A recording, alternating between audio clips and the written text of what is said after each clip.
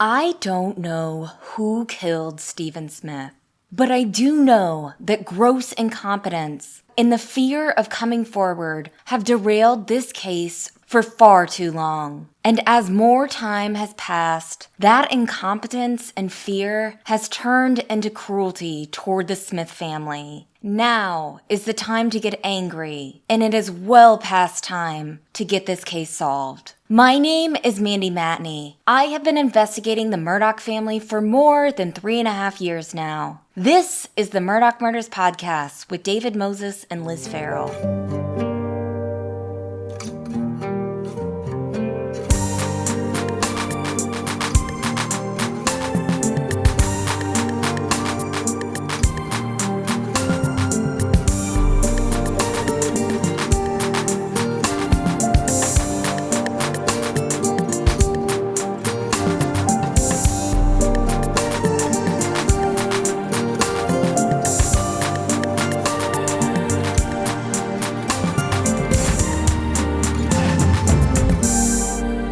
Well, y'all, we did it. Last week, we dropped our first ever Cup of Justice bonus episode. And I don't know about y'all, but I thought it was a huge success. David, Liz, Eric, and I loved hearing all of the positive feedback in the last few days. And hooray, you still like us with the vocal fry, curse words, and unfiltered comments and all. I've said this before, but y'all are really the best fans a girl could ask for. So thank you for listening, and be sure to check out another bonus episode this weekend on the Murdaugh Murders podcast feed. And a special thanks to Eric Bland for joining us on this fun project. This week, we want to focus our efforts back to a cause that is so near and dear to our hearts: getting Stephen Smith's case solved. Now, we have accomplished a lot on this podcast, but solving Stephen Smith's death will always be my number one priority.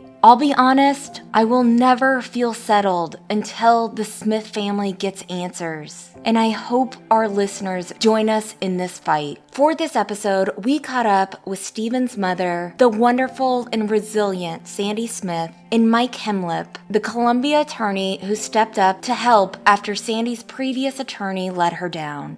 We asked Sandy and Mike where things in the case stand right now and how they felt about everything. While the case gained some momentum last year and SLED took over from the South Carolina Highway Patrol, it's now 15 months later, and we were hoping to know more by now. I'll have Sandy tell you where things stand from her perspective. A little disappointed. I know an investigation takes time. I waited 6 years for something and got nothing, and now it's been reopened, and it's been another year, and it's like deja vu, a phone call, or something to let me know that progress is being made. I don't like being in the dark, and I will fight until the day I die for Stephen, but I need somebody to let me know, to build my hope up that we're working, we're close. We're not there yet, but we're close. You know what a mother would think if somebody called and told her that? I would be dancing in the streets if I heard something like that. But I hear nothing. And when I call SLED, it's not a cold case. Okay, then what is it? I need to know what it is. I have been thinking back to March 2019 a lot recently, when Liz and I met Sandy Smith for the first time. Back then, we were still learning about just how deeply protected the Murdaugh family was by law enforcement. We thought we understood it pretty well at the time, but looking back, maybe it was just naive of us to think in 2019 we could take on these good old boys without the spotlight we have today. The first meeting with Sandy was so difficult, not only because we were talking to a grieving mother who absolutely got steamrolled by law enforcement and utterly betrayed by her own community, but because we weren't sure where to start. There were so many more monsters in this case than we could have possibly anticipated. This was not about finding out who killed Stephen or why they killed him. It was about identifying all of the people who might have played a role in making sure this case remained unsolved. I've gotten to know and love Sandy Smith over the past 3 years, and nothing made me happier than hearing how hopeful she sounded in June 2021 when SLED announced they were finally going to look into the case that she had been begging them to take for nearly 6 years at that point. In March 2019, Sandy seemed defeated, and for a good reason. She didn't know who to trust because everyone in a position to help her had let her down up until that point. The local newspaper, her neighbors, local law enforcement, Nikki Haley, who was the governor at the time, Loretta Lynch, who was the U.S. attorney back then, and the FBI. Sandy wrote to the FBI on September 28, 2016, and the first line of her letter continues to break my heart and motivate me. She said, "My family is in desperate need of your help. Right now, it angers me that we're here in year 7 of Stephen's murder being unsolved, and yes, I'm saying murder and not hit and run. I've said it before, it was never a hit and run, and anyone who says that is intentionally helping keep Stephen's case unsolved. For some reason, I keep seeing people on social media continue to take the position that Stephen might not have been murdered. Unless you've seen the photos from the crime scene, all of them, and unless you've read every single report and listened to the hours of interviews dozens of times, I do not want to hear it. I believe Stephen's death was a murder because officials never found a single piece of evidence on scene that showed he was killed by a vehicle. There were no tire marks, no mirror parts, no glass, no debris, no auto parts, nothing. And I will say this again, his loosely tied shoes were still on his feet. A telltale sign that he was not hit by a car. I believe Stephen's death was a murder because of his injuries. His face was bashed in, as if someone had taken a baseball bat to half of his forehead. His arms were scraped up, maybe from defensive wounds. His right shoulder was dislocated, which could have happened if his body was moved.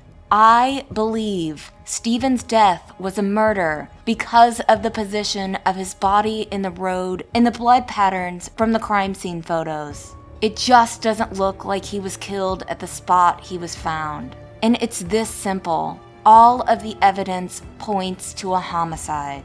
And something more haunting that I have thought about over this last year, I wonder if someone laid his body in the middle of a dark country road on July 8th, 2015, like a piece of trash, and was hoping that Stephen would get hit by a car, making it much easier to convince a long line of officials that Stephen's death was not a murder.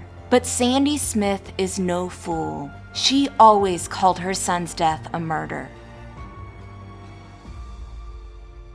I call it a murder, and they said that, well, we didn't call it a murder. It is a murder. I don't care what you call it. I'm his mother. I know he was murdered. He was murdered. And whether you can come out and say that officially, I don't know. He was not hit by a car. He was murdered. He was beaten to death. And I've seen his pictures, and why? What gave you the right to take my son from me? That said, it especially angers me that Sandy still does not have answers. It angers me that she doesn't even have so much as an update from SLED or the Attorney General's office. Like I said, it is time to get angry. For all of us to get angry and fight for Stephen. So obviously there have been no indictments in this case. According to the Attorney General's office, this means that no prosecutor has been assigned to the case yet, which of course raises questions on our end. One major question would be whether this also means that investigators don't have a steady liaison at the AG's office for this case. That communication between prosecutors and law enforcement is critical in building a successful case. At this point, it's not clear whether Stephen's case is actually part of the litany of Murdaugh cases. It's also not clear whether the case will be handled by the state grand jury or the Hampton County grand jury, or both. Who knows what kind of charges we'll see come out of this investigation? Like Mandy said, while we were beyond happy last year to hear that SLED was taking over the case, a case they should have taken over in 2015, frankly, we're now beyond disappointed at the slow going. On Tuesday, SLED spokesperson Renee Wunderlich told us that, quote, SLED continues to make progress in the death investigation of Stephen Smith. The investigation is active and ongoing. We asked Sandy Smith if she believes that SLED and the AG's office have been prioritizing Stephen's case. Well, honestly, it's being shoved to the side again. My honest opinion, because they've really given me no hope. I mean, they have not showed me anything. And I know that they can't tell me a lot, but just telling me it's not a cold case is not what I want to hear. There's a bunch of cold cases out there, but I need to know that somebody is actually working his case. Give me the results of the evidence that they had, you know. Give me confidence that you did the rape kit test and you tested all his DNA and said we're close. That's all you got to tell me is I'm close to getting answers for Stephen. That's all I want is answers for my son. He was my world, and that's all I want. I want justice for my son. And like any mother, any parent would want, it's not just me. There's a bunch of several cold cases out there that people act like they don't care because he was a 19-year-old poor boy putting himself through college, you know, through grants, but he worked for it, and he deserved to live that, but they didn't allow him to. Whoever it may be, did not allow him to live his dreams. And that's what breaks my heart. For too many years, the Smith family has been let down by the state of South Carolina. Because of that, and because, through no fault of their own, they were unceremoniously dropped right in the middle of what has been unbelievable chaos brought on by whatever Alec Murdaugh may or may not have done on June 7, 2021. They deserve better service from law enforcement now. It is the least those in power can do. I should mention that there are a lot of victims and grieving families in South Carolina who deserve better service from law enforcement.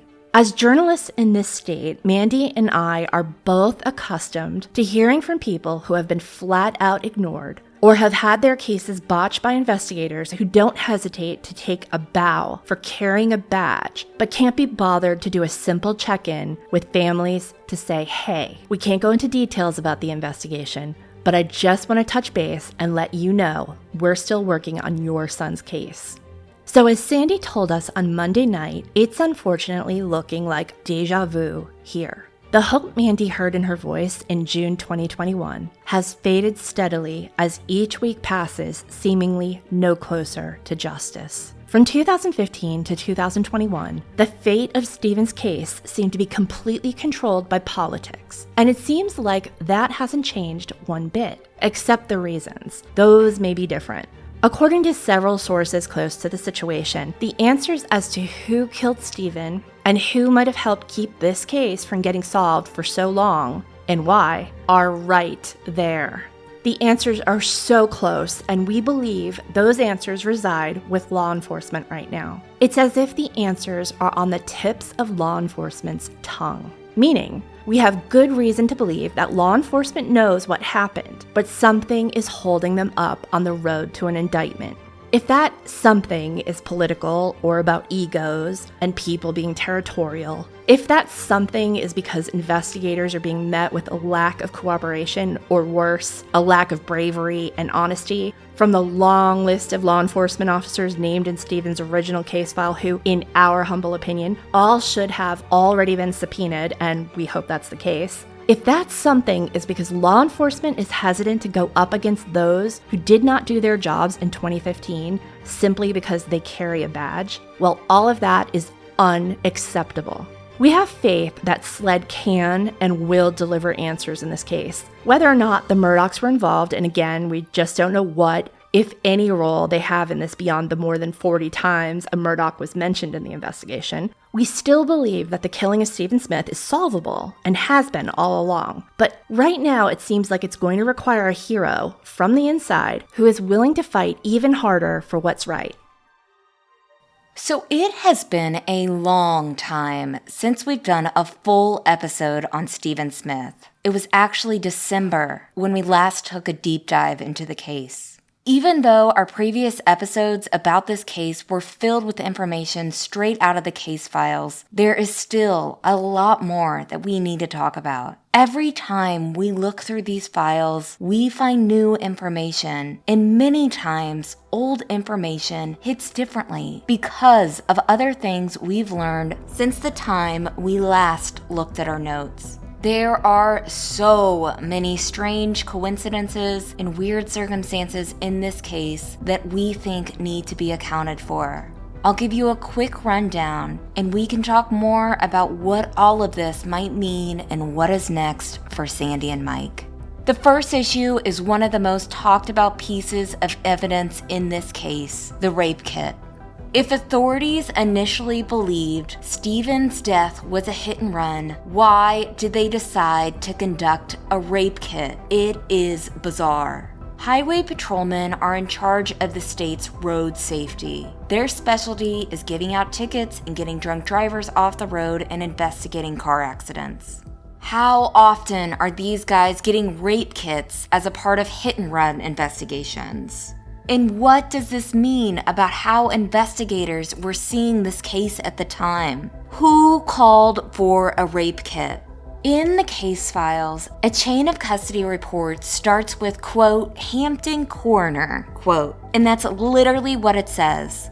The form lists the position, not the name of the person who transferred the rape kit from MUSC to Todd Proctor of the Highway Patrol on July 22, 2015, a full 2 weeks after Stephen Smith's death. As y'all probably know, chain of custody reports are really critical in successfully prosecuting cases. They exist to ensure the integrity of the evidence, and they have to be filled out thoroughly and clearly. And every transfer has to be accounted for, or else the case is put at risk. In the chain of custody, it says the transfer of this mysterious rape kit was made from Todd Proctor to L.L. Heydrich. Now here's where it gets even more weird. The rape kit trail stops with L.L. Heydrich, who is Laura Lynn Heydrich. As sleuths online first pointed out, she apparently left the Highway Patrol not long after Stephen's death, and at some point ended up working at Yemassee Police Department. Yemassee Police Department is run by Gregory Alexander. You might remember him. He is a close friend of Alec Murdaugh. Alec paid him $5,000 a few weeks after the murders. He was running for Hampton County Sheriff, and he lost, but you might remember this quote about a cat. And I ain't no cat. I don't try to cover no doo-doo up, nothing up. Even weirder than that, in 2016, Laura Lynn Heydrich was sued in Dorchester County by Midland Funding LLC, a credit company. But don't worry, she had a defense attorney helping her, Alec Murdaugh. So Heydrich, again, Gregory Alexander's employee and Alec Murdaugh's client, is where this mysterious rape kit's journey ends on August 11th, 2015. According to the form, she moved the evidence from Highway Patrol Troop 6A to the Highway Patrol's Central Evidence Facility. I want to pause here and tell you a little more about this form. Under the deposition of items part of it, the from and the to part of the form, there are 10 fields filled out, 9 of them in the same pen and handwriting. The only one that contains different handwriting using a different pen is the one in which L.L. Heydrich acknowledges receiving the rape kit. So think about this for a second. someone using the same pen and handwriting appears to have filled out 9 other fields, including the 2 fields with the transfer dates, which are about 3 weeks apart. Does that mean that the same person who filled this out on July 22nd, 2015 came back with the same pen and did it again on August 11th, 2015? Or does it mean that 9 fields were filled out retroactively? Is that why it says Hampton Coroner? Is that why the coroner's name isn't signed in the initial custody field? If this was filled out retroactively, why? And most importantly, where is the rape kit now? Why didn't SLED take it with them initially? SLED was in charge of collecting evidence in the case. SLED is the primary lab that is used to test rape kits in this state. Why would this be taken to the Highway Patrol storage facility by a woman who was later Alec Murdaugh's client and Gregory Alexander's employee? Previously, Sandy has told us several times that officials have told her that this rape kit was missing, and there was virtually no follow-up about it. And the case files say that as well. I should also mention that in the autopsy report, it doesn't specifically state that a rape kit was done, but it mentions that Deputy Coroner Kelly Green was given rectal, oral, and penis swabs for each at the autopsy. Green was in charge of the evidence in the case. Remember that. And we'll be right back.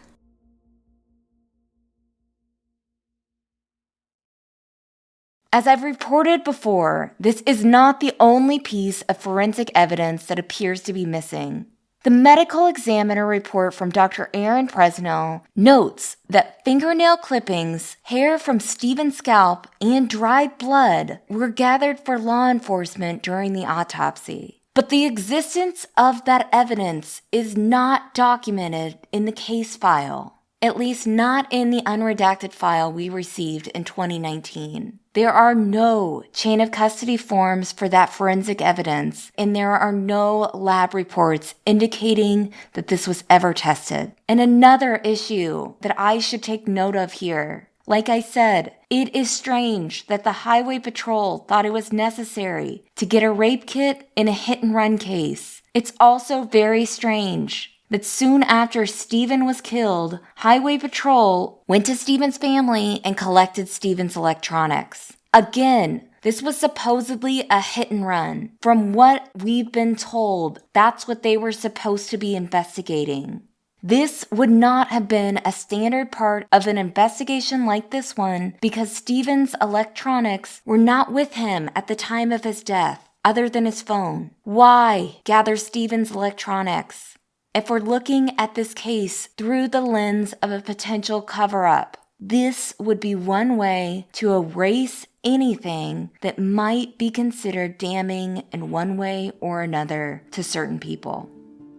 Another strange part of this is that, according to the investigation file, Highway Patrol destroyed a piece of evidence in this case on December 29th, 2015. That was about 1 week after a then Hampton police officer went to investigators to recount his tale about how 2 kids were responsible for Stephen's death and that Stephen was killed by a side view mirror, a detail that appeared out of nowhere in the Hampton County Guardian about a month earlier. I want to stress that we have seen the death scene photos in this case, as Mandy mentioned earlier. Obviously, we're not experts on vehicular injuries, but the idea that this side view mirror theory emerged as an explanation for Stephen's injuries is about as plausible as saying Stephen died as a result of a polar bear attack. I want everyone listening to think about the set of circumstances this would require to be true. Sandy Run Road is a long, quiet country road. Cars can drive really fast on it, particularly late at night. And any vehicle driving that night would have been visible for quite some distance. Think about how close Stephen would have had to have been standing to whatever vehicle they wanted us to think he was hit by. And think about the physics of this.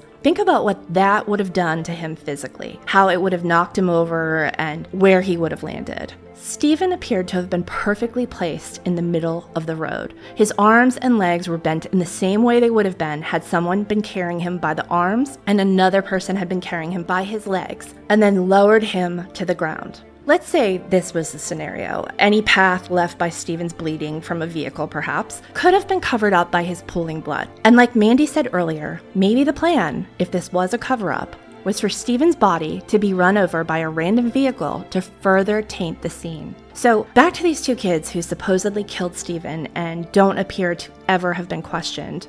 As we reported in an earlier episode, one of them, Sean Connolly, was facing 3 attempted murder charges in Hampton County at that time, and was, according to the Public Index, a client of Corey Fleming. According to sources, Sean Connolly was a friend of Paul Murdaugh.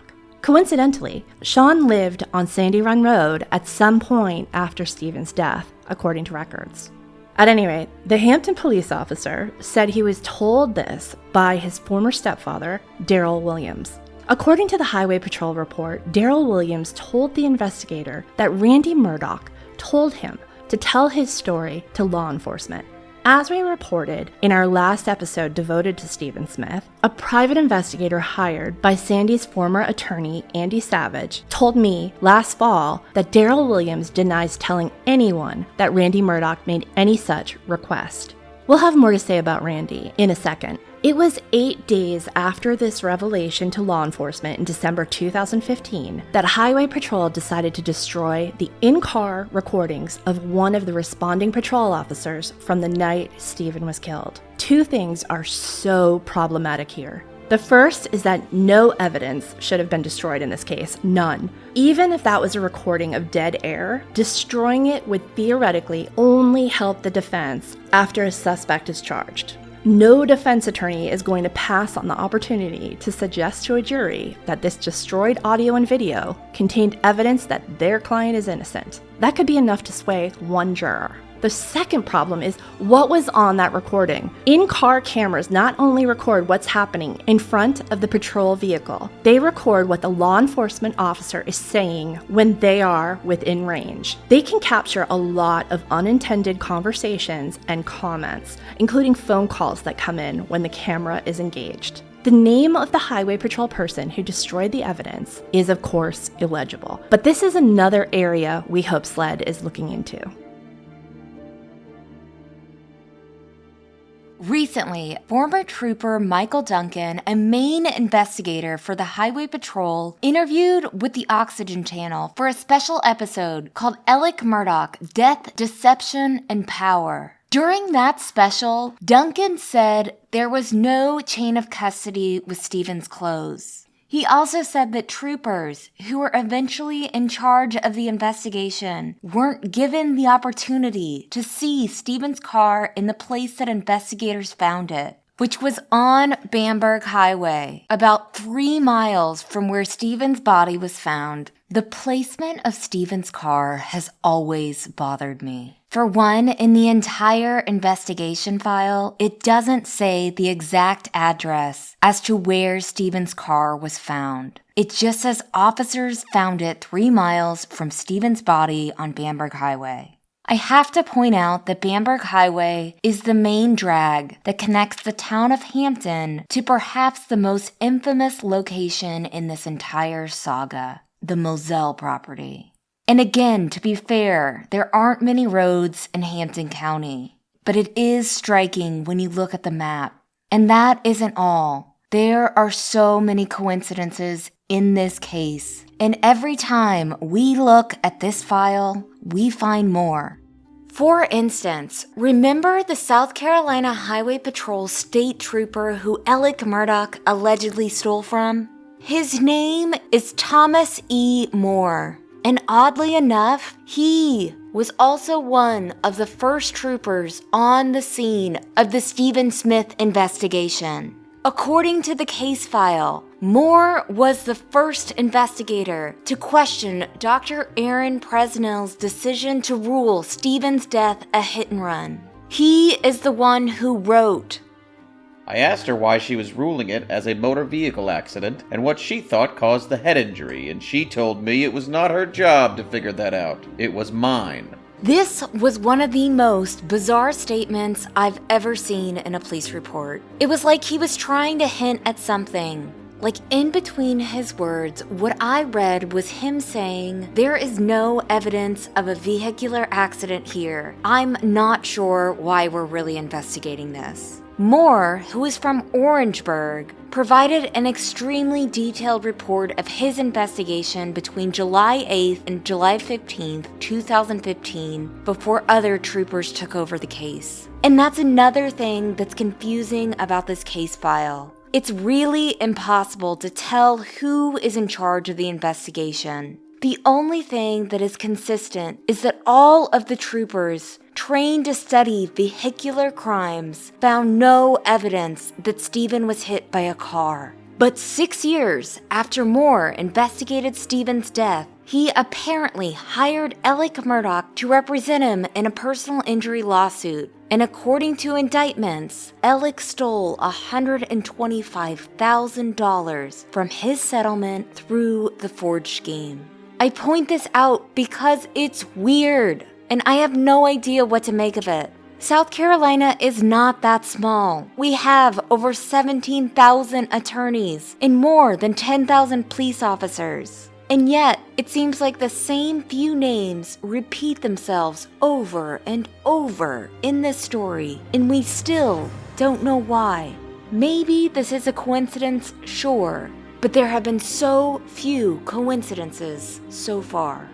And something else we've noticed about this case, several of the people initially involved in this investigation seem to quickly change careers. For instance, Kelly Green, the deputy coroner who was in charge of the evidence transfer, was apparently fired after Stephen's autopsy in 2015, according to the report.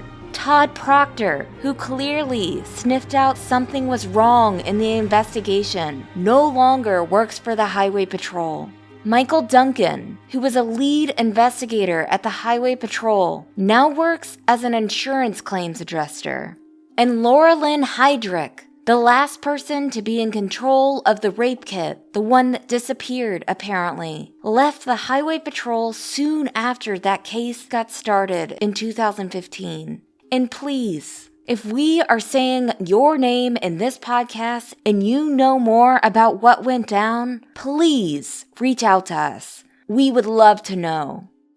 Lastly, we need to talk about the Murdaughs. Like we've said over and over, for Sandy and Mike, and for us, this is not quote-unquote about the Murdaughs, meaning all of us want investigators to follow the truth wherever it leads. That said, the Murdaugh name is inextricably linked to this case, not only because of the rampant rumors and their dozens of appearances in the investigation, but because no matter who gets indicted in this case, Stephen's killing is not solved because of a dysfunctional law enforcement system in Hampton County. No matter how you slice it, the Murdaughs have played a pivotal role in shaping how justice has been wrought in the 14th Circuit for more than 100 years. The system is what it is because of their influence, no matter how much they don't want that to be true right now. So, Randy Murdaugh, like we said earlier, a highway patrolman, Todd Proctor to be exact, had noted in the case file that Daryl Williams told him Randy had said to call law enforcement about the Sean Connolly information. This isn't the only time Randy's alleged involvement in the case was noted. Randy Murdaugh was helping Stephen's father with a workers' comp claim around the time of Stephen's death. On the morning Stephen was killed, before the Smith family knew officially that the body found in the road belonged to Stephen, Randy called Joel Smith. Here's Sandy. They called him at work and told him that he needed to get to the sheriff's department. So he went and I was on the phone. And then he put me on hold. He said, "Hold on, Randy Murdaugh's calling." So he took that call. And then when he got back, he said, "Well, that was strange. Randy Murdaugh's wanting to take Stephen's case pro bono." And he said yes. And then Randy says he never called. You know, Joe's not here to say, but me and Stephanie are, because we heard the phone conversation. Yeah, and even as to the point of Randy wanting Stephen's electronics. But the thing is, this is my story. Why would you want his iPad that was at the house? The iPad was not even on his. All they found was his key, his phone, and when they got to the car, they found his wallet with his ID in it. The iPad, how could it ping at 10 p.m. at the school when it was at Joe Malley Road? You would have confiscated all that if it was in the car. In an interview with investigators from the Highway Patrol, Stephen's twin sister Stephanie said she had witnessed the phone conversation between her father and Randy. Patrolman Michael Duncan noted in his report that he asked whether anyone from the sheriff's department had contacted her. No lawyers have contacted you about anything, have they? Stephanie told him about the call from Randy and said he was the second person to call her dad after the coroner. And he said he wanted to take the case and it would be free of charge and everything. And my dad's a little iffy on that. So, because it's kind of weird. No lawyer sits here and says it'll be free and you can have whatever money you want. Then Duncan says, and I'm required to ask this, nobody with any law enforcement agency, including the Highway Patrol or Department of Public Safety, has asked you to change any facts or make up any lies or say anything that's not true. No, sir. So, we're obviously very skeptical about whether Duncan was actually required to ask those questions. He was either doubting the integrity of his fellow law enforcement officers or getting Stephanie on the record early to dispel any rumors that the fix was in. After Duncan's appearance in that Oxygen special about Alec Murdaugh that aired last winter, and after his assertion that this case was, quote, shrouded in secrecy, it seems like he knew shenanigans were afoot. Again, we hope this is the kind of thing that SLED is drilling down on. What did Duncan suspect? What did he know? What parts of that experience in July 2015 did he not commit to paper? And if he did indeed perceive that the case had been shrouded in secrecy, where was that coming from? And how far up did all of this go inside the halls of the state's Department of Public Safety? We mention all of this to basically say that the Smith family did not ask for any part of this. The case's connections to the Murdaugh family, however unclear those may be, along with this persistent lack of communication from law enforcement and the fact that Stephen's case remains pitifully unsolved, have put the Smiths in the center of a superstorm that is inherently unfair to them. Let me say that again. It is unfair. This is not how the people in power, how those law enforcement officers would want their families to be treated if they were in the Smiths' position. They would not stand for it. I can promise you, when I say that the vast majority of us cannot imagine the amount of pain that the Smith family has been through in the last 7 years. The state owes Sandy Smith and her children an apology and the reassurance that they will do better than that. As SLED and the Attorney General's office tell the public, they can be trusted to see this through, no matter how ugly and embarrassing it gets for people in power. And we'll be right back.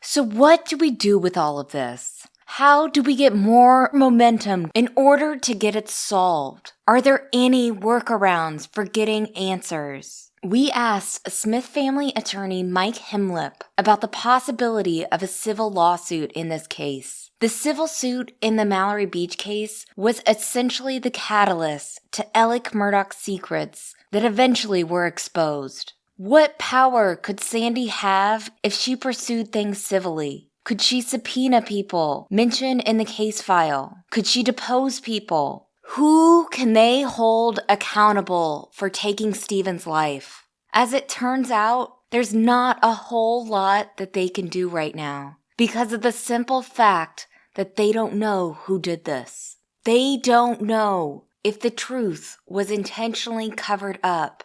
They don't know if they're in this spot because of gross incompetence or corruption. There is no smoking gun right now. To file a civil case, they would need to know who is responsible or reasonably know who is responsible. I know that this is South Carolina and that we don't do things like the rest of the world, but you still can't go around accusing people of murder or covering up murder. No court in this state would let Sandy in the door with that kind of lawsuit, not even right now. Here's Mike. He can explain this better. This entire Murdaugh saga has been in the public media in large part because of financial indiscretion and the lawsuits that have resulted from that. I don't even know how many lawsuits there are. And there are lawsuits about money stolen by Alec Murdaugh. There are multiple lawsuits about the boat crash that killed Mallory Beach.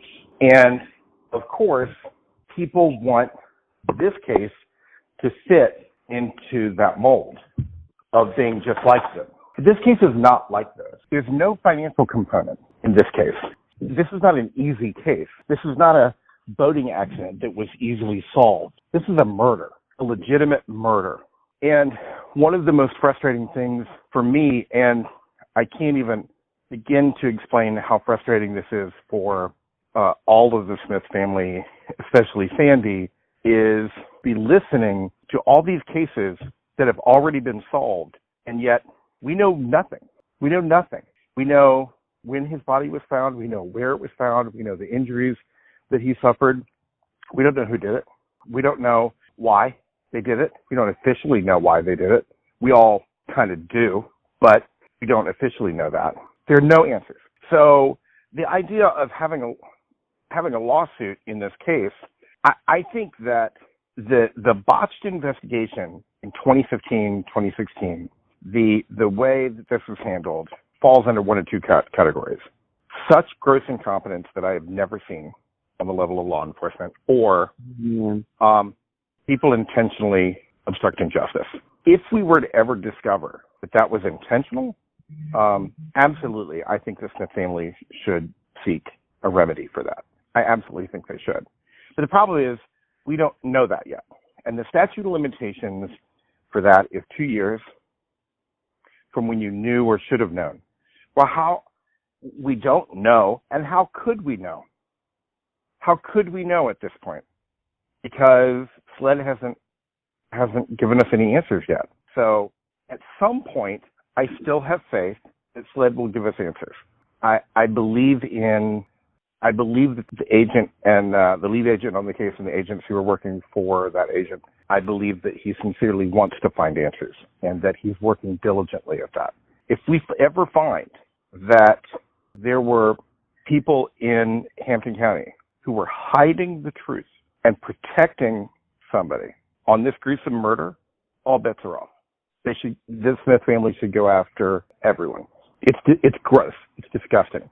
And it is disgusting for every single person who has gone to bed all of these years knowing that they are choosing to make the Smith family suffer more because they are too cowardly to come forward.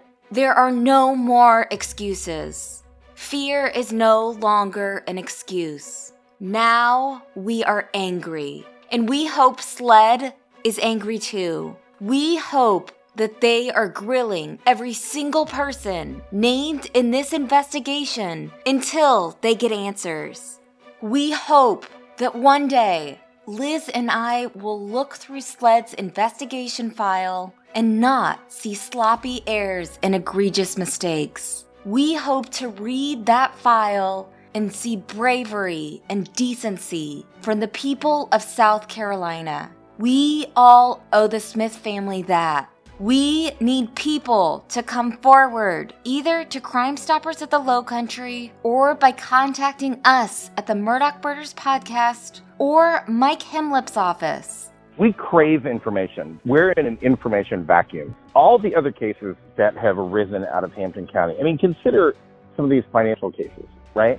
The victims knew that they had a case. They knew that one was being pursued, and then they knew that they didn't get the money. So then there was a paper trail after that. And what it was is go find the paper trail. Murders don't have a paper trail. There's no paper trail. Murders are solved by people talking. We're in an information desert right now.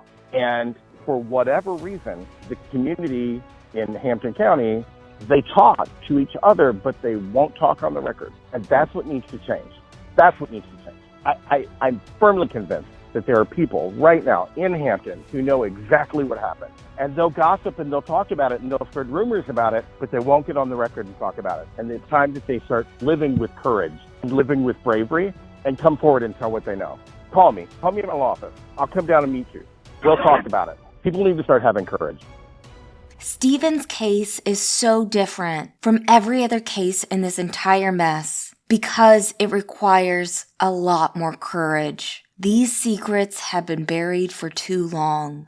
And yet, Sandy has stood tall and taken the high road. She has supported other victims, including the Satterfields, and recently attended Gloria's gift celebration. A few weeks ago, CNN hosted a roundtable with several victims of the Murdaugh murder saga. Sandy sat for that interview and looked around and realized that she was the only one without any answers. And that just breaks my heart. It's just like I told Mike that day that we done CNN interview. I was the only one sitting at that table that didn't have answers. The only one. And that made me so mad.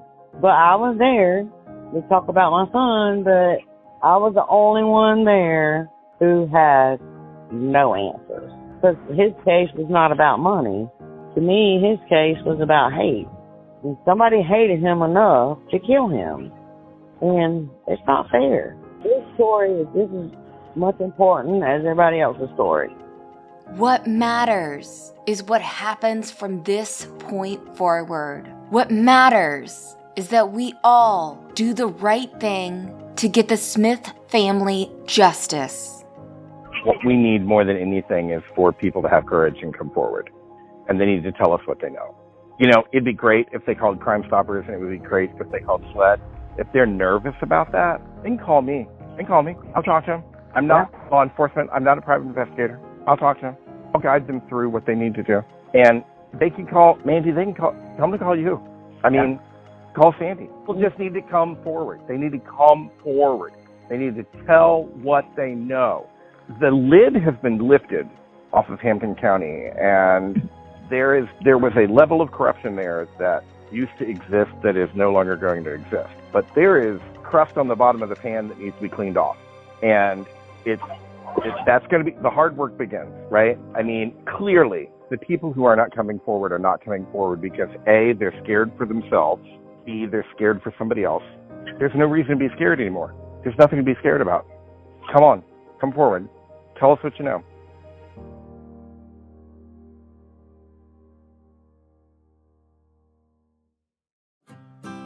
The Murdaugh Murders podcast is created by me, Mandy Matney, and my fiance, David Moses. Our executive editor is Liz Farrell.